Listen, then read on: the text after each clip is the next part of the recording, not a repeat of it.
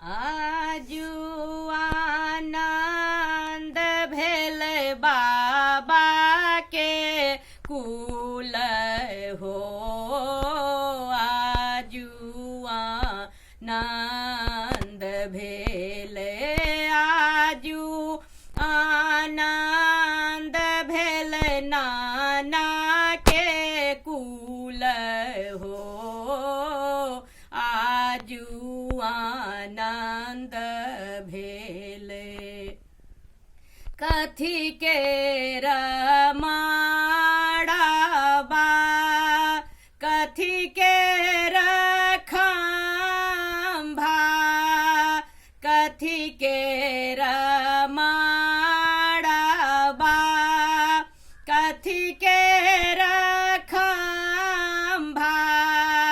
कथी के घुंघरूलू बुद्धि गेले हो।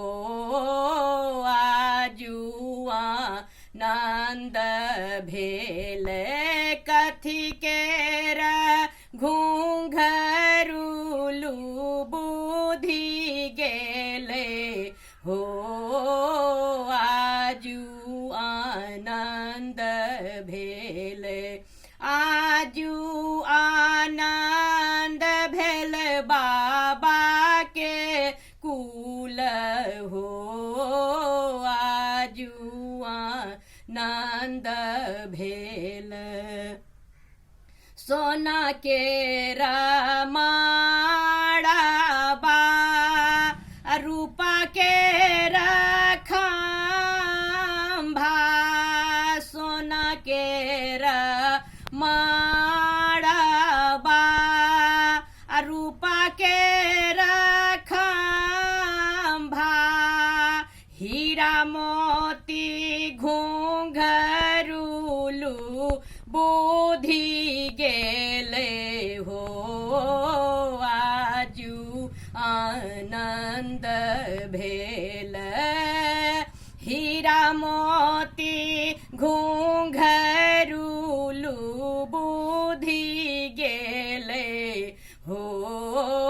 आजू आनंद भेल, आजू आनंद भेल दादा के कुल हो।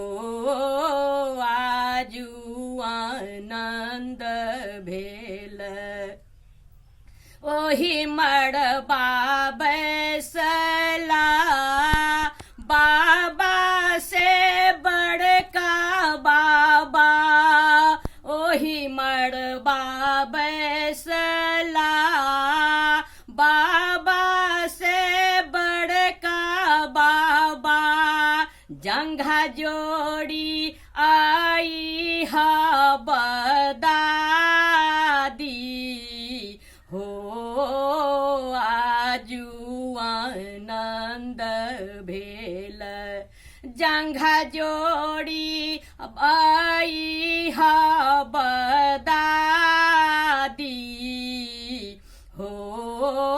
आजू आनंद भेल, कोरा पैसी बैसला बरुआ से आपन बरुआ।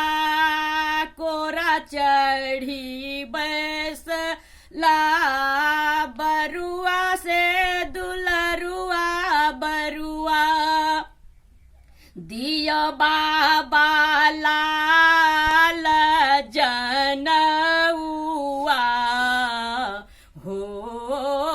आजू आनंद भेल, दिया बाबा पियर जनउआ हो।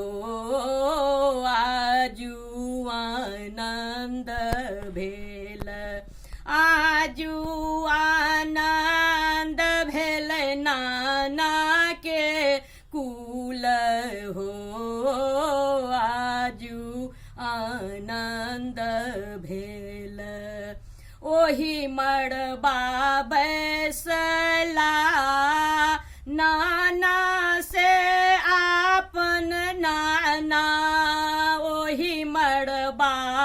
बैसला नाना से आपन नाना जंघा जोड़ी आई हा बनानी